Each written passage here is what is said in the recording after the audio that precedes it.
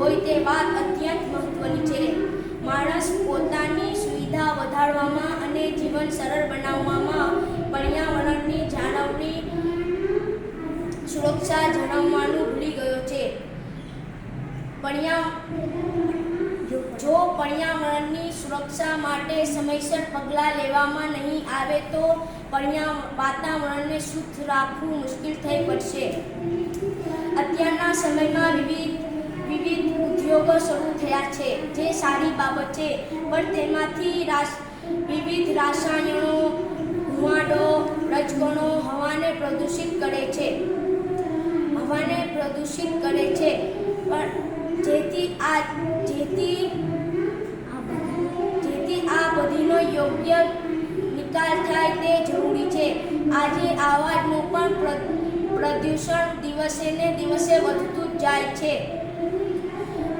માનવી મોજ શોખની વસ્તુઓ માટે વાતાવરણનો નાશ કરે છે, જે ન કરવો જોઈએ. આથી વૃક્ષો વાવી અને પર્યાવરણની જાળવણી કરવી જોઈએ.